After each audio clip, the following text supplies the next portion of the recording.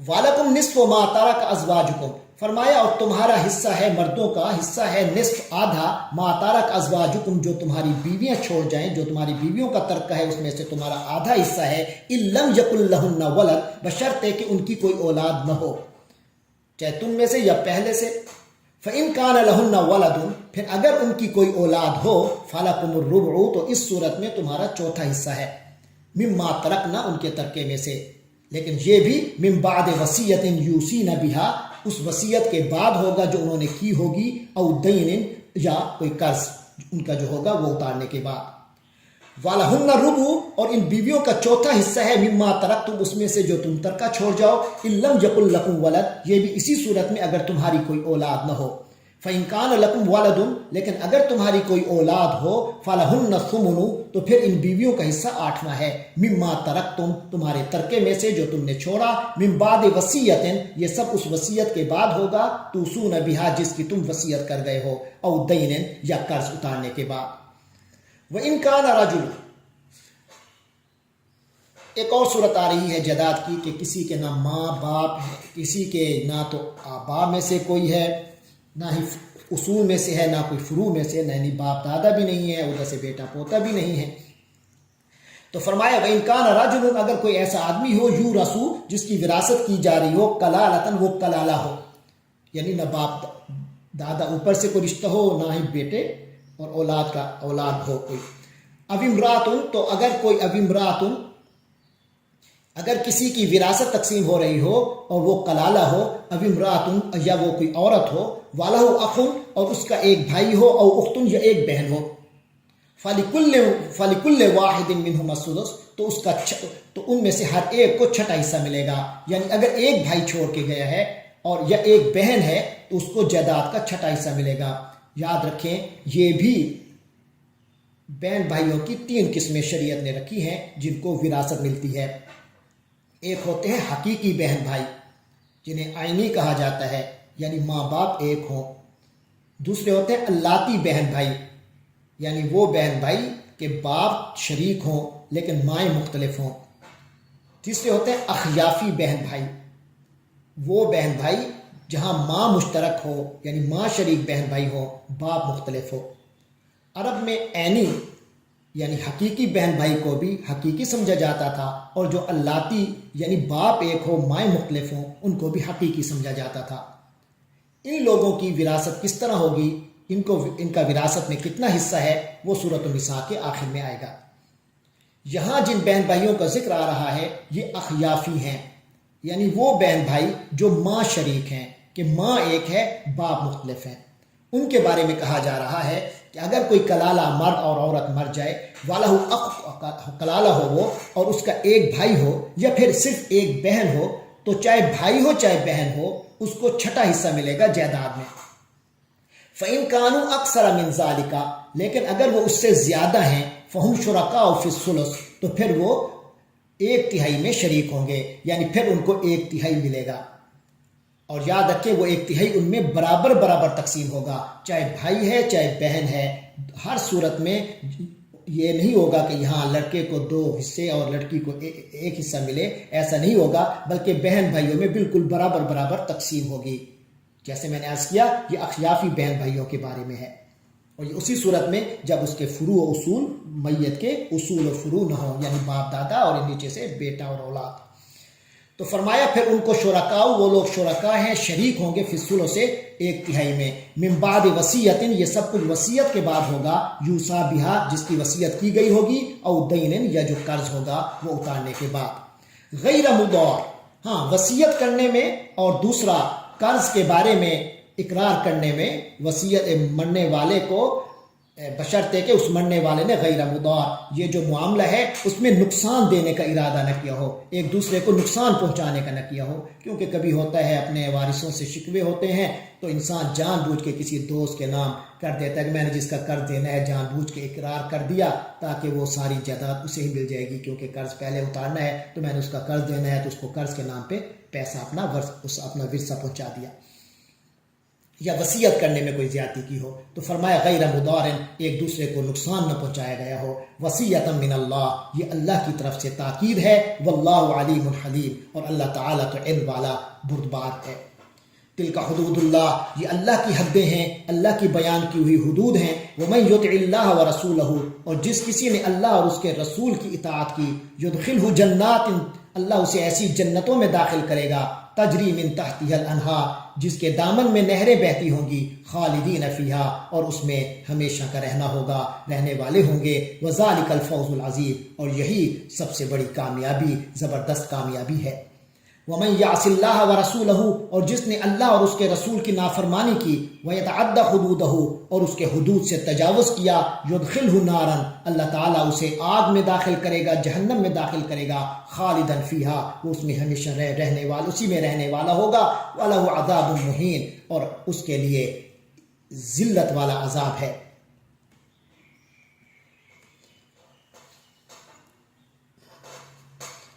آخری رکوع شروع ہو رہا ہے، فرمایا واللاتی یاتین الفاحشۃ، اور وہ عورتیں جو بے حیائی کریں، من نسائکم، تمہاری عورتوں میں سے، فاستشہدوا علیہن، تو ان پر گواہ بناؤ، اربعۃ منکم، تم میں سے چار، ان میں سے پہلے چار گواہ پہلے اس کے ہونے چاہیے، فإن شہدوا، تو اگر وہ گواہی دے دیں وہ چار، فامسکوہن فی البیوت، تو پھر ان عورتوں کو گھروں میں روک رکھو۔ یہ حکم ہے اس وقت کا جب باقاعدہ اس کا فیصلہ نہیں ہوا تھا، جیسے اس آیت میں بھی آگے بات آئے گی کہ اس کا باقاعدہ حکم نہیں آیا تھا کہ ان کو کیا سزا دی جائے، ان کا سزا مقرر نہیں ہوئی تھی، تو اس وقت تک یہ حکم تھا کہ اگر کوئی عورت بے حیائی کرے تو اس کو گھر کے اندر روک کے رکھ لیا جائے، گھر سے باہر نہ نکلنے دیا جائے۔ فاستشہدوا علیہن اربعۃ منکم، تو ان میں سے تو ان پر چار لوگوں کو گواہ بنا لو، گواہ ان کے ہونے چاہیے، چار گواہ ہونے چاہیے۔ فإن شہدوا، پھر اگر وہ چار گواہی دے دیں، فامسکوہن فی البیوت، تو ان کو گھروں میں باندھ لو، حتی یتوفاہن الموت، یہاں تک کہ ان کو موت ان کو محفوظ کر لے، یعنی موت ان پر آ جائے،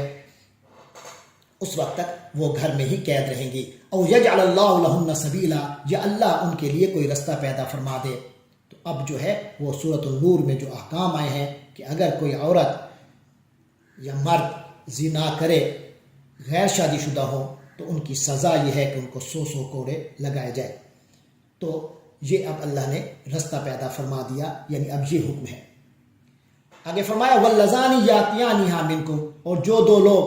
اس طرح کی بے حیائی کرے، کوئی بے حیائی کرے، منکم، تم مردوں میں سے، فآذوہما، تو ان کو بھی اذیت دو۔ یہاں اشارہ ہے ہم جنس معاملے کا، ہم جنسی والا معاملہ، کہ اگر کوئی دو مرد آپس میں اس طرح کی بیہودہ حرکت کرتے ہوئے پائے جائیں تو فرمایا ان کو اذیت دو۔ ان کے لیے باقاعدہ کوئی سزا کا باقاعدہ تعین تو نہیں کیا گیا، تو وہ ریاست پر چھوڑ دیا گیا ہے کہ وہ ان کو جس قدر اذیت والی سزا دے سکتی ہے دے۔ فَعَذُوهُمَا، تو فرمایا تو ان کو اذیت دو، فَإِن تَابَا، تو اگر وہ توبہ کر لیں، وَأَصْلَحَا، اور اصلاح کر لیں، فَعَارِضُوا عَنْهُمَا، تو پھر ان سے روگردانی کرو، پھر نظر انداز کرو۔ ان اللہ کان توابا رحیما، یقیناً اللہ تبارک و تعالی بہت زیادہ توبہ قبول کرنے والے، رحم فرمانے والے ہیں۔ آگے توبہ کے بارے میں فرمایا انما التوبۃ علی اللہ، اللہ کے ذمے توبہ ہے، للذین، ان لوگوں کی، یعملون السوء، جو برائی کر بیٹھتے ہیں، بجہالۃ، نادانی سے، انجانے میں، ثم یتوبون من قریب، پھر قریب سے ہی اس کو توبہ کر لیتے ہیں، فوراً ہی توبہ کر لیتے ہیں، فاولئک یتوب اللہ علیہم، تو ایسے لوگوں کی توبہ اللہ تبارک و تعالی قبول فرما لیتا ہے، وکان اللہ علیما حکیما، اور اللہ تعالی تو سب جاننے والا، حکمت والا ہے۔ ولیست التوبہ، اور ایسے لوگوں کی توبہ نہیں ہوتی، للذین یعملون السیئات، جو برائیاں کرتے رہتے ہیں، حتیٰ، یہاں تک کہ اذا حضر احدہم الموت، جب ان کے میں سے کسی کو موت آتی ہے، مرنے کی وقت آتا ہے، قال انی تبت الآن، تو کہتا ہے کہ اب میں نے توبہ کی، وللذین یموتون وہم کفار، اور نہ ہی ان لوگوں کی توبہ قبول ہوتی ہے جو اس حالت میں مرتے ہیں کہ وہ کافر ہیں۔ اولئک اعتدنا لہم، یہ لوگ ہیں جن کے لیے ہم نے تیار رکھا ہے عذابا علیما، دردناک عذاب۔ یا ایھا الذین، تو اس کے بعد اب پھر تھوڑا سا وراثت کے بارے، اس کے بعد تھوڑا سا ذکر آ رہا ہے عورتوں کے حقوق کے حوالے سے فرمایا یا ایھا الذین آمنو، اے ایمان والو، لا یحل لکم، تمہارے لیے یہ جائز نہیں ہے، ان ترثوا النساء کرہا، کہ عورتوں کو مجبور کر کے ان کے مالک بن بیٹھو. کیونکہ عرب میں یہ بھی تھا کہ باپ کی جو سوتیلی اپنی ماں ہوتی تھی، یعنی باپ کی دوسری بیوی، تو باپ کے مرنے کے بعد اسی کو اپنی زوجیت میں لے لیتے تھے، یا کسی طرح اپنے آپ کو، عورتوں کو بھی اپنی وراثت میں باپ کی جائیداد میں تقسیم کر لیتے تھے. تو لہذا فرمایا لا یحل لکم، یہ تمہارے لیے جائز نہیں ہے، ان ترثوا النساء کرہا، کہ عورتوں کو اپنی وراثت میں لے لو، کرہن، ان کو جبرن، ولا تعضلوہن، اور نہ ہی ان کو روکے رکھو، لتذہبوا ببعض ما آتیتموہن، تاکہ تم وہ لے لو جو کہ تم نے ان کو دیا ہے، یعنی عورتوں کو جو تم نے حق مار دیا ہے. یہ بھی ایک علیحدہ سے مسئلہ تھا کہ وہ لوگ عورتوں کو طلاق اس لیے نہیں دیتے تھے کہ حق مار دینا پڑے گا، حق مار دیا ہوا ہے، تو ان کو طلاق نہیں دیتے تھے تاکہ، اور انہیں اتنا تنگ کرتے تھے کہ وہ خود مجبور ہو کر حق مار واپس کر دیں، اور اس شرط پر پھر انہیں وہ طلاق دے دیں. تو فرمایا ان کو نہ روکے رکھو اس بنیاد پر کہ تم ان سے لے لو ما آتیتموہن، جو تم نے انہیں دیا ہوا ہے، الا ان یاتینا، مگر یہ، ہاں ایک صورت ہے ان سے حق مار واپس لینے کی، ان یاتینا بفاحشۃ مبینہ، کہ وہ بڑی واضح قسم کی بے حیائی کریں، یعنی باقاعدہ کسی تمہارے حقوق کو کہیں اور استعمال کریں. وعاشروہن بالمعروف، اور فرمایا ان کے ساتھ اچھے انداز سے زندگی گزارو. فإن کرہتموہن، اگر تم نے انہیں ناپسند بھی کیا، یعنی اگر وہ تمہیں کسی حوالے سے ناپسند بھی ہیں، وہ عورتیں تمہیں پسند نہیں ہیں کسی بھی حوالے سے، فعسیٰ ان تکرہوا شیئا، تو یہ بات ذہن میں رکھو، فعسیٰ، عین ممکن ہے، ان تکرہوا شیئا، کہ تم کسی چیز کو ناپسند کرو، ویجعل اللہ فیہ خیرا کثیرا، اور اللہ نے اس میں بہت خیر کا معاملہ رکھا ہو. لہٰذا اپنی پسند ناپسند کو زیادہ اہمیت نہ دو، اللہ پر توکل کرو اور بنا کے رکھو. وَإِنْ أَرَدْتُمُ اسْتِبْدَالَ زَوْجٍ، اور اگر تم بیوی بدلنا چاہو مکان زوجن کی بیوی کے بدلے میں، یعنی اب تم نے محسوس کیا کہ نہیں یار یہ بیوی نہیں، اب مجھے کوئی اور شادی کرنی چاہیے، اگر اس طرح کا تمہارا ارادہ ہو، وَآتَيْتُمْ إِحْدَاهُنَّ قِنْطَارًا، اگر ان میں سے کسی ایک کو تم نے خزانے بھی دیے ہوئے ہوں، یعنی بڑا ہی مال حق مار دیا ہو، فَلَا تَأْخُذُوا مِنْهُ شَيْئًا، تو اس خزانے میں سے اس سے کچھ بھی نہیں لوگے، یعنی جو پھر حق مار دیا ہے وہ حق مار، اب طلاق دی ہے تو اب یہ حق مار اس سے واپس نہیں لوگے. تو کیونکہ حق مار واپس لینے کی ایک ہی شرط ہے کہ اگر وہ کوئی بے حیائی واضح قسم کی کر بیٹھے. فرمایا اتاخذونہ، کیا تم اس سے لیتے ہو، یعنی اگر اس سے وہ خزانہ بھی تم نے دیا ہو تو وہ بھی اس میں سے کچھ واپس نہیں لے سکتے، اگر تم واپس لیتے ہو تو اتاخذونہ، کیا تم اس سے لیتے ہو، اس مال میں سے لیتے ہو، بہتان لگا کر، و اسم مبینہ، اور واضح گناہ کر کے. کیونکہ ایک ہی صورت میں حق مار واپس لینے کی اجازت ہے کہ جب وہ کوئی بہت بری واضح بے حیائی کر بیٹھے. تو اگر تم حق مار واپس لے رہے ہو تو اس کا مطلب ہے اس پہ بہتان لگا رہے ہو کہ اس نے غلط، وہ بے حیائی کی ہے اس نے، تو ایسے کسی پر الزام لگانا یہ بہتان ہے. تو فرمایا اگر واپس مال لوگے تو گویا تم اس پر بہتان لگاؤ گے، اور یہ بہت بڑا گناہ ہے. آگے فرمایا وَكَيْفَ تَأْخُذُونَهُ، اور کیسے تم اس کو لیتے ہو، وَقَدْ أَفْضَىٰ بَعْضُكُمْ إِلَىٰ بَعْضٍ، جبکہ تم ایک دوسرے کے بہت قریب جا چکے، یعنی ایک دوسرے کی صحبت کر چکے، ایک دوسرے سے اتنے قریب جا چکے جو جتنا قرب کسی سے نہیں ہوتا. وَأَخَذْنَا مِنْكُمْ مِيثَاقًا غَلِيظًا، اور ان عورتوں نے تم سے بڑا سخت وعدہ لیا ہوا ہے، یعنی جو نکاح ہوا ہے جس سے وہ تمہاری بیوی بنی ہے وہ بڑا پکا وعدہ تھا. اللہ کے نام سے وہ وعدے لیے گئے تھے، اللہ کا نام لیا گیا تھا جس پر یہ نکاح قائم ہوا تھا. آگے فرمایا وَلَا تَنْكِحُوا، اور نکاح مت کیا کرو، مَا نَكَحَ آبَاؤُكُمْ، ان سے جن سے تمہارے باپ دادوں نے نکاح کیا ہے، مِنَ النِّسَاء، عورتوں سے، إِلَّا مَا قَدْ سَلَفَ، مگر جو گزر چکا، یعنی پہلے جو کچھ ہو چکا، مگر اب تمہیں اجازت نہیں ہے کہ اپنی کسی سوتیلی ماں سے شادی کرو. اور إِلَّا مَا قَدْ سَلَفَ، جو گزر چکا، اس شرط پر کہ اب بھی اگر کوئی سوتیلی ماں تمہارے نکاح میں ہے تو اس کو بھی چھوڑ دو. ہاں پہلے جو گناہ ہو چکے، وہ جو کچھ گناہ ہو چکا وہ ہو چکا، وہ اللہ کے ہاں عدم علم کی بنیاد پر معاف ہوگا.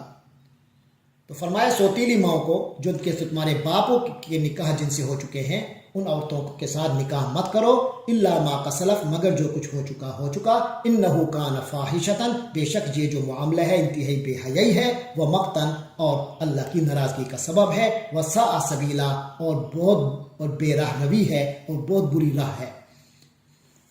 اس کے بعد اس پارے کی آخری آیت اور پھر اس کے بعد اگلی آیات میں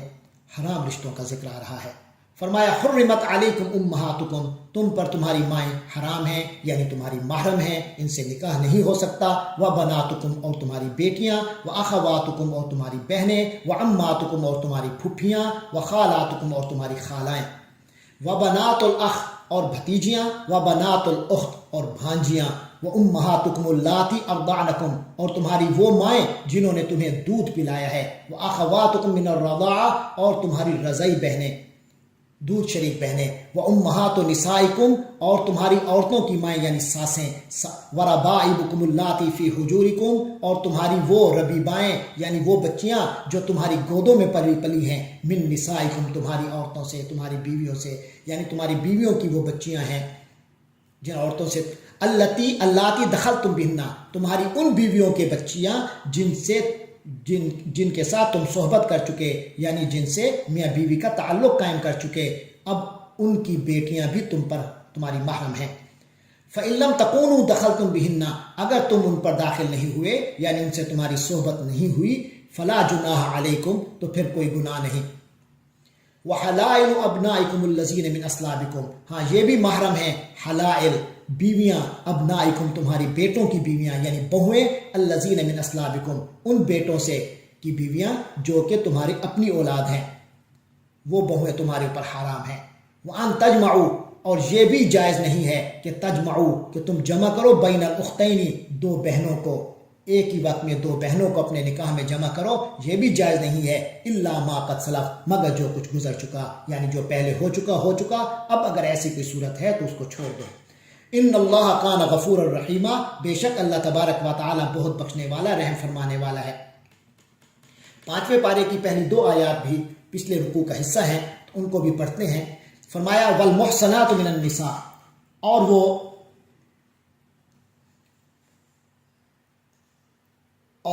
شادی شدہ عورتیں بھی، من النساء، وہ شادی شدہ عورتیں بھی تم پر حرام ہیں، وہ عورتیں بھی تم پر حرام ہیں جو اس وقت شادی شدہ ہیں، کسی اور کی بیویاں ہیں، وہ بھی حرام ہیں، ان پہ سے بھی شادی نہیں ہو سکتی، الا ما ملکت ایمانکم، ہاں سوائے ان کے جو تمہاری کنیزیں ہیں، یعنی کئی آئی ہیں پہلے سے، اگر اپنے دارالحرب میں جہاں سے آئی ہیں وہ شادی شدہ بھی تھیں، یہاں آئیں اور ان کی ایک عدت کی مدت جو ایک حیض ہے وہ گزر گئی، ان کے پیٹ میں کوئی بچہ بھی نہیں تھا، اور اس کے بعد حیض کا ایک عرصہ بھی گزر گیا، تو اس کے بعد ان کنیزاؤں سے نکاح جائز تھا۔ اب کیونکہ ایسی کوئی صورت نہیں ہے تو لہٰذا اب اس کا جواز بھی نہیں ہے۔ کتاب اللہ علیکم، یہ سب اللہ کی طرف سے مقرر کردہ ہے تم پر، وَأُحِلَّ لَكُم مَّا وَرَاءَ ذَلِكُمْ، اور حلال ہے تمہارے لیے اس کے علاوہ جو کچھ ہے، ان تبتغوا، کہ تم تلاش کرو، جب یعنی نکاح میں تمہارا جو مقصد ہونا چاہیے، بِأَمْوَالِكُمْ، اپنے مال کے ذریعے سے، حق مال دے کر ہونا چاہیے، محسنین، اور شادی میں لانے کا ان کے حقوق و فرائض کا خیال رکھنے کا ارادہ ہونا چاہیے، غیر مصافحین، نہ کہ مزے اڑانے کے لیے نہیں، بلکہ ان کو اپنے حصار میں اور نکاح کے حصار اور تقدس میں لانے کے لیے ہو۔ فَمَسْتَمْتَعْتُمْ بِهِ مِنْهُنَّ، تو ان سے اور جن عورتوں سے تم نے استفادہ کیا، تمتع کیا، فَآتُوهُنَّ أُجُورَهُنَّ فَرِيضَةً، تو ان کو ان کا مقرر شدہ جو حق مار ہے وہ ادا کرو۔ وَلَا جُنَاحَ عَلَيْكُمْ، اور تم پر اس میں کوئی گناہ نہیں، فیما تراضیتم بھی، جس میں تم آپس میں راضی ہو جاؤ، یعنی میاں بیوی اگر راضی ہو جائیں اس حق مال میں کچھ کمی بیشی کے لیے تو اس کی بھی اجازت ہے، من بعد الفریضہ، مقرر کرنے کے بعد، یعنی مقرر کرنے کے بعد اگر باہم رضامندی سے کچھ اوپر نیچے کریں تو اس میں کوئی حرج نہیں، مگر رضامندی ہونی چاہیے۔ فرمایا ان اللہ کان علیما حکیما، بے شک اللہ تبارک و تعالی علم والا، حکمت والا ہے۔ ومن لم یستطع منکم، اور تم میں سے جس کو یہ استطاعت نہ ہو، طولا، یہ طاقت حاصل نہ ہو، یہ اتنی مالی حیثیت حاصل نہ ہو، ان ینکح المحصنات المؤمنات، کہ وہ مومن آزاد عورتوں سے، المحصنات یہاں آزاد عورتیں مراد ہیں کنیزوں کے مقابلے پر، فرمایا جو مومن آزاد عورتوں سے شادی کرنے کی، بڑے خاندان کے لڑکیوں سے شادی کرنے کی اگر اسے نکاح کی استطاعت نہ ہو، فَمِمَّا مَلَكَتْ أَيْمَانُكُمْ، تو ان سے بھی شادی کی جا سکتی ہے جو تمہاری کنیزائیں ہیں، مِن فَتَيَاتِكُمُ الْمُؤْمِنَاتِ، مگر وہ مومن لڑکیاں ہوں، وَاللَّهُ عَالَمُ بِإِيمَانِكُمْ، اللہ تبارک و تعالی تمہارے ایمان کے بارے میں بہتر جانتا ہے، بَعْضُكُم مِّن بَعْضٍ، تم ایک دوسرے جیسی ہو، یعنی اگر کنیزیں بھی ہیں تو ان کو بھی حقیر سمجھ کر نہیں بلکہ وہ بھی مومن ہیں، تو اللہ ہی، کیونکہ ایمان کے بعد جو اللہ کے ہاں فضیلت ہے وہ تقوی کی ہے، اور اللہ کو معلوم ہے، اللہ عالم بایمانکم، اللہ کو پتہ ہے کس کا ایمان کس قدر ہے، تو لہذا حقیر سمجھ کے نہیں، تو اس کو بھی بیوی بناؤ تو اس کے حقوق دو۔ فانکحوہن باذن اہلہن، اور ان عورتوں سے نکاح کرو، ان کنیزاؤں سے ان کے مالکوں کی اجازت سے، وآتوہن اجورہن، اور ان کو بھی ان کا حق ماہ دو، بالمعروف، اچھے طریقے سے، جو ان کا ہے، محسنات، اور ان کو محسنات کر کے لاؤ، یعنی کہ نکاح کے بندھن میں لے آؤ، تقدس اور احترام کے رشتے میں لے آؤ، غیر مصافحات، نہ کہ مزے اڑانے والے بن کر، ولا متخذات اخدان، اور نہ ہی آشنائیاں پیدا کر کے سہیلیاں بنانے والا معاملہ ہو۔ فَإِذَا أُحْسِنَّ، پھر جب وہ حصار میں آ جائیں،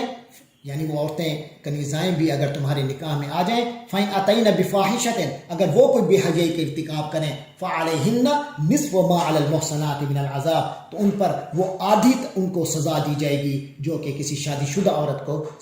سزا دی جاتی ہے۔ ذَلِكَ لِمَنْ خَشِيَ الْعَنَتَ مِنْكُمْ، یہ اللہ کی طرف سے جو اجازت تمہیں ملی ہے شادیوں کے حوالے سے، فرمایا یہ اس کے لیے ہے، لمن خشیہ، جس کو ڈر ہو، العنت منکم، تکلیف میں پڑنے کا، تم میں سے جس کو تکلیف میں پڑنے کا خطرہ ہو، ڈر ہو، اس کو یہ اس حوالے سے اجازت ملی ہے۔ وَأَن تَصْبِرُوا خَيْرٌ لَكُمْ، اور اگر تم صبر سے کام لو تو یہ تمہارے لیے بہتر ہے۔ وَاللَّهُ غَفُورٌ رَحِيمٌ، اور اللہ تبارک و تعالی بخشنے والا، رحم فرمانے والا ہے۔ اللہ تبارک و تعالی سے ہم سب دعا کرتے ہیں کہ ہماری بخشش فرما دے اور رحمت کا معاملہ فرما دے۔ اللہم اغفر وارحم وانت خیر الراحمین، اللہم اغفر وارحم وتجاوز عما تعلم انک انت الاعز الاکرم۔